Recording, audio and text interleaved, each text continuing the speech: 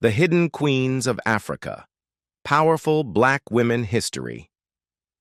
Tried to erase, when we think of queens, most of us imagine palaces in Europe, fairy tales from childhood, or the images of royalty that Hollywood loves to glamorize. However, the truth is that some of the most powerful and influential queens the world has ever seen came from Africa. These women ruled empires, commanded armies, built cities, and reshaped the course of history. Yet, for centuries, their names have been buried, their stories erased, and their legacies hidden beneath the sands of time. This is the untold story of Africa's hidden queens, women of strength, brilliance, and power whose legacies deserve to be remembered. Before we dive into their individual stories, we need to understand something. Africa was not just the dark continent that colonial history tried to portray.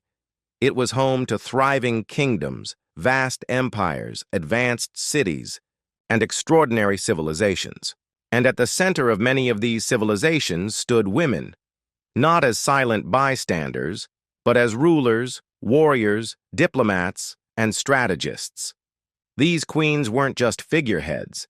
They were leaders who fought for freedom, defended their people, and shaped the destiny of nations. Yet when colonial historians wrote the books, they conveniently erased them. Instead, we were taught that Africa's history began with slavery, as if nothing existed before Europeans arrived. But today, we reclaim their names. Queen Hatshepsut, the pharaoh who ruled as king. Let's start in Egypt, one of the cradles of civilization. Everyone knows about pharaohs like Ramses or Tutankhamun, but how many know about Queen Hatshepsut? She wasn't just a queen, she was a pharaoh, ruling Egypt in the 15th century BCE. After the death of her husband, instead of stepping aside, Hatshepsut crowned herself pharaoh, something almost unheard of for a woman. And she didn't rule timidly. She ruled with boldness. She expanded Egypt's trade networks, brought wealth into the kingdom, and built some of the most iconic monuments that still stand today. What's even more fascinating is how she demanded to be portrayed as a man in statues and carvings, beard, muscles, crown. Not because she wanted to erase her womanhood, but because she understood the politics of power. If the people associated kingship with masculinity, she would embrace that image and bend it to her will. Yet centuries later, attempts were made to erase her from history. Her name was chiseled off monuments, her statues destroyed, her legacy almost forgotten. But history has a way of whispering back. Today, she stands tall as one of Egypt's greatest rulers, Queen Amanirenas, the one-eyed warrior, Queen of Kush Move, south from Egypt. And you find the kingdom of Kush, an African powerhouse that often rivaled Egypt. And here, we meet Queen Amanirenas, a Kandake, Queen Mother, who ruled around 40 BCE. When the Romans tried to conquer Kush, Amanirenas didn't bow down. She raised her armies, fought the Romans in brutal battles, and even marched on Roman-controlled Egypt. Legend has it that she personally led troops into war, wielding a sword and losing an eye in battle, but never losing her spirit. At one point, her warriors stormed into Roman cities, destroying statues of Caesar himself. Imagine that, an African queen, humiliating the Roman Empire at its height. Eventually, she negotiated peace on terms favorable to Kush, securing freedom for her people. And yet, how often do we hear her name in school books? Almost never. But Amanirenas was proof that African queens were not just rulers, they were warriors who stood toe-to-toe with the mightiest empires on earth. Queen Nzinga, the fearless diplomat and warrior of Angola now. Let's travel west, to the 17th century, to the kingdom of Ndongo and Matamba in what is now Angola. Here, we find one of the most legendary figures in African history, Queen Nzinga. When Portuguese colonizers arrived bringing slavery and violence, Nzinga didn't cower. She faced them head-on. In one famous story, when Portuguese officials tried to humiliate her by refusing to offer her a chair during negotiations, she simply ordered one of her attendants to kneel, and she sat on their back, eye to eye with her enemies, refusing to be looked down upon. Nzinga was not just a brilliant diplomat, she was also a fierce warrior. She led armies against the Portuguese for decades, forming alliances, mastering guerrilla tactics, and defending her people's freedom. For nearly 40 years, she resisted one of the most aggressive colonial powers in the world. Even after her death, her legacy lived on as a symbol of resistance.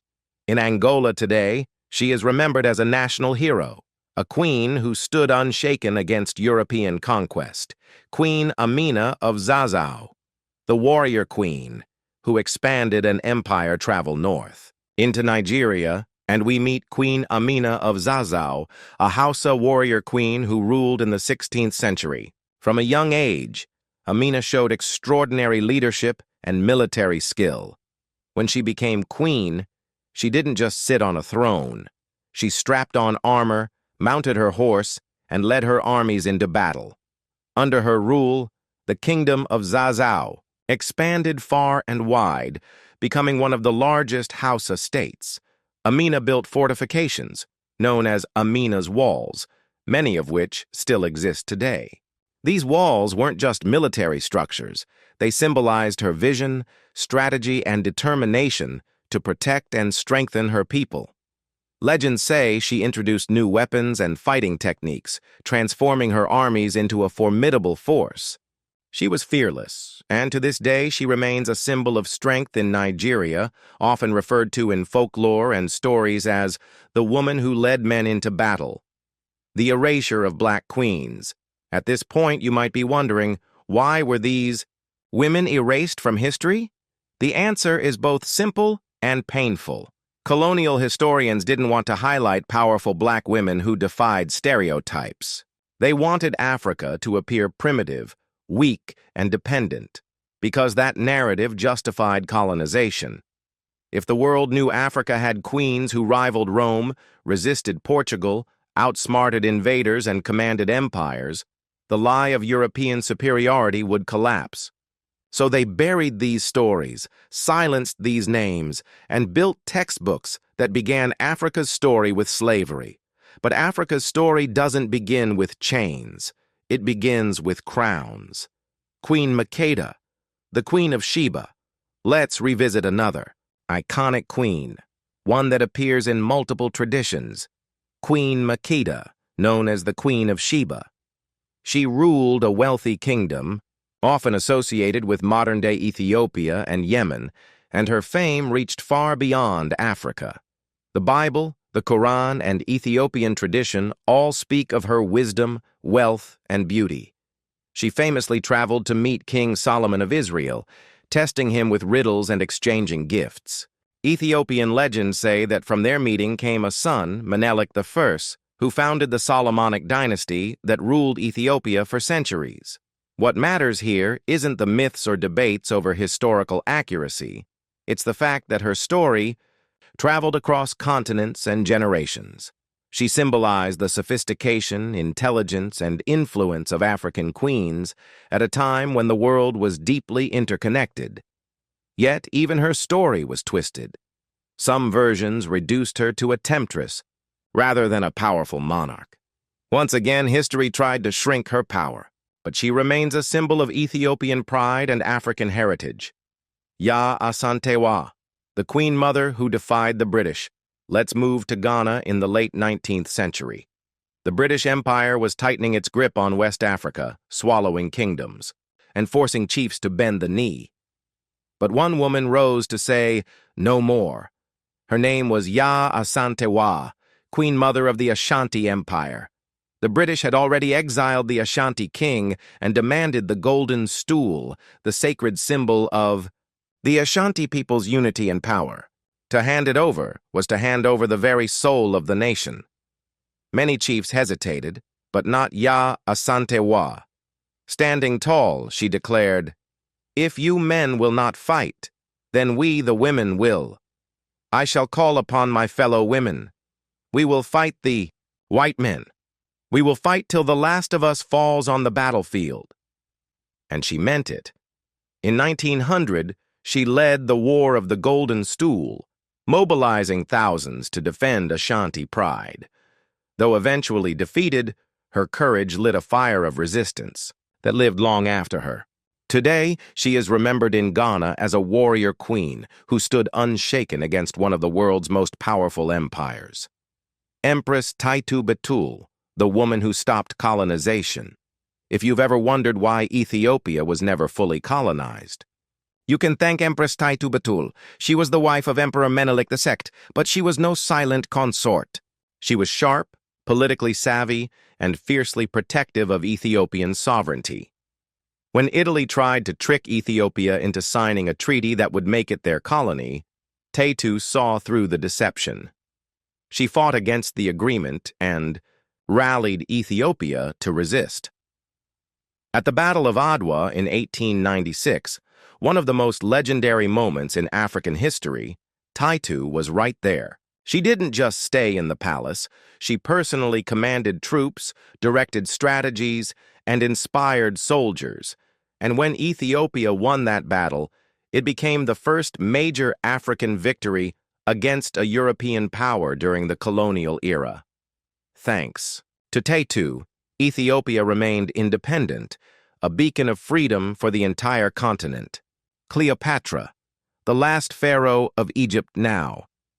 We can't talk about African queens without mentioning Cleopatra VII, the last active ruler of the Ptolemaic dynasty in Egypt. But here's the thing. Cleopatra has been one of the most whitewashed figures in history.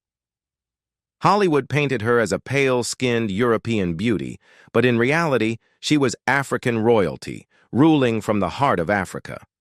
Cleopatra wasn't just famous for her beauty, she was brilliant.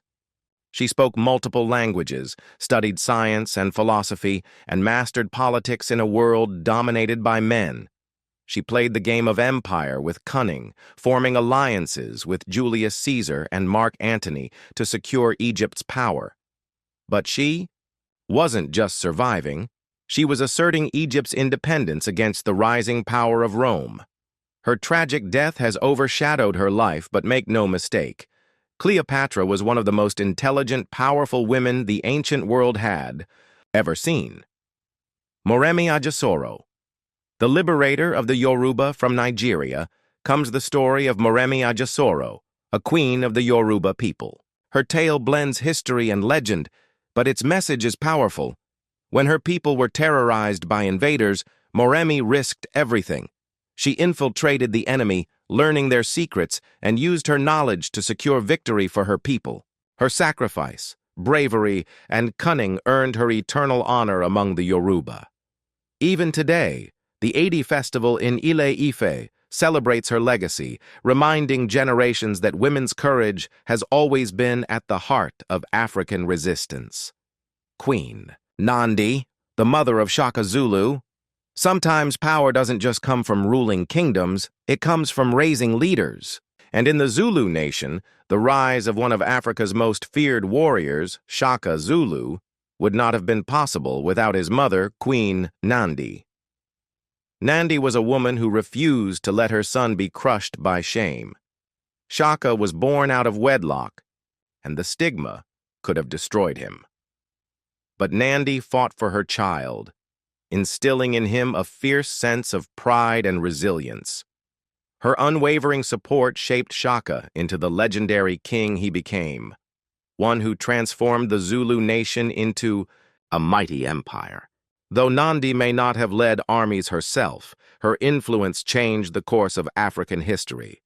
The women of Dahomey, the fearless Amazons, sometimes, an entire group of women rises to power. In the kingdom of Dahomey, modern-day Benin, there existed one of the most fearsome all-female armies in history, the Dahomey Amazons.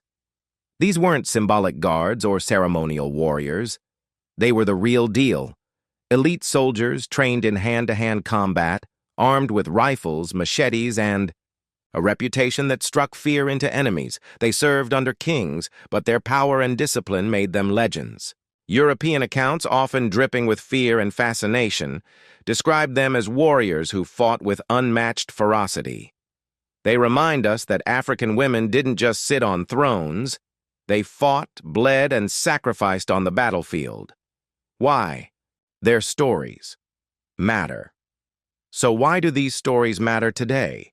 Because history isn't just about the past. It's about power. The stories we tell shape the way we see ourselves, and for centuries, the world has been told that Africa was a land without civilization, without power, without greatness. But these queens prove otherwise. They show us that Africa had empires, strategies, armies, and leaders that rivaled any in the world. They remind us that women have always been central to history, not just silent figures in the background. And most importantly, they inspire us. These women faced impossible odds, colonial powers, invading armies, cultural barriers, and still rose to lead. Their erasure was not an accident. It was deliberate. But by telling their stories, we reclaim a stolen legacy. What these queens teach us today. Why should we care about these women now? Because their legacies still matter. Queen Nzinga teaches us that resistance isn't just about weapons. It's about strategy, diplomacy, and the refusal to bow. Yaa Asantewaa shows us that women can lead nations into battle and stand tall even when men hesitate. Empress Taitu Betul reminds us that intelligence and political foresight can stop empires in their tracks. Cleopatra proves that women in power can play global politics and stand toe-to-toe with history's most powerful. Amina demonstrates that women have always been builders and empire makers. The Dahomey Amazons remind us that unity and discipline can make even the underestimated unstoppable. Their stories shatter stereotypes. They tell us that African women were not silent. They were not passive. They were leaders, fighters, visionaries, and mothers of nations. Here's the truth, partner. When you erase powerful women from history, you erase possibilities for the future. If young girls grow up never hearing about queens like Nzinga or Yaa Asantewaa, they might believe leadership is not for them. If young boys never learn that women shaped kingdoms, they might grow up blind to women's power. Reclaiming. These stories is not just about the past. It's about reshaping the present and the future. It's about telling our children, you come from a line of greatness. Your ancestors stood tall, fought hard, and led with wisdom. And so can you. So when someone asks, where were the powerful women in African history? The answer is simple. They were everywhere. They were sitting on thrones in Nubia. They were leading armies in Nigeria. They were resisting colonizers in Ghana. They were humbling Rome in Sudan. They were preserving independence in Ethiopia. They were commanding warriors in Benin. Their names might not always appear in the textbooks, but they echo in oral traditions, in monuments, in festivals, and in the very bloodlines of Africa. History tried to erase them, but we will not. This is the story of the hidden queens of Africa. Powerful black women history tried to erase, but who still rise in memory, in spirit, and in inspiration. If this story opened your eyes, don't let it stop here. Share it, talk about it, pass it on. Because the more we tell these stories, the harder it becomes for anyone to erase them again. And hey, if you want more untold stories of power, struggle, and triumph, hit that like button, subscribe to our channel, and ring the bell so you never miss the next chapter of history that matters.